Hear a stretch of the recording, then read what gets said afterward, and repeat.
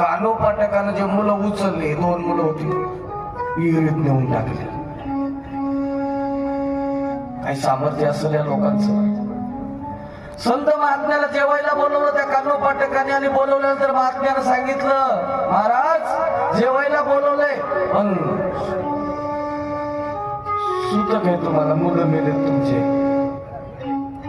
त्या महात्म्यानं नुसता आवाज दिला, ए पोरो या रे, महाराज तुमच्याशिवाय जेवत नाहीत म्हटल्या बरोबर त्या विहिरीतले जिवंत होऊन मुलं वापस आले. हे केंदूरच्या कानोपाटकांचा अधिकार होता. आणि असा अधिकार संपन्न महात्मा जेव्हा ज्ञानोबाला समाधी घेत होते तेव्हा कीर्तन करत होता.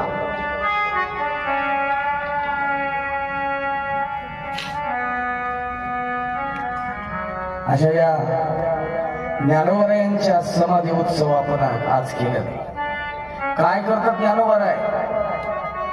ज्ञानोबराय कर्माची रेखा बदलतात.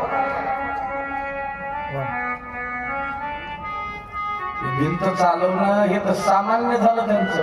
कर्मच बदलतात. जे देवाच्या बापाला बदलता आलं नाही ते कर्म ज्ञानोबराय बदलतात. कसं बदलतं? मरण म्हणजे कर्म संपन नाही, प्रारब्ध संपन नाही. प्रारब्धात हेरफार, प्रारब्धात बदल करण्याचं सामर्थ्य माझ्या ज्ञानोबरायात होतं.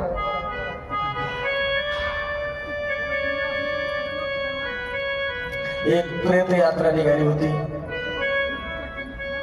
आणि पूर्वीच्या काळात प्रेताबरोबर सती जाण्याची प्रथा होती.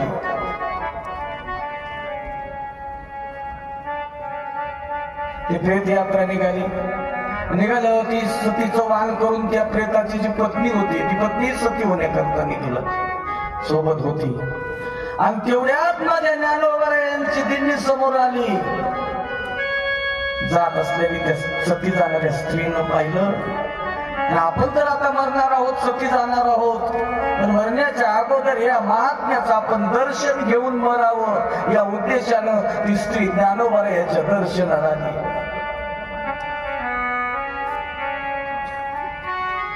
ज्ञानोबरायाला साष्टांग प्रणिपात केलाय. घट्ट चरण धरले ज्ञानोबरायांचे. ज्ञानोबरायांच्या मुखातून शब्द निघाले, अखंड सौभाग्यवती भव. कर्म कसं बदलतात ज्ञानोबराय, प्रारब्ध कसं बदलतात सांगतो. अखंड सौभाग्यवती भव म्हटल्याबरोबर त्या स्त्रीनं शासनकतेनं ज्ञानोबरायांच्या मुखारविंदाकडे पाहिलं. शासन कथा ज्ञानोबरायांनी पाहिली. बाई का म्हणून असं माझ्याकडे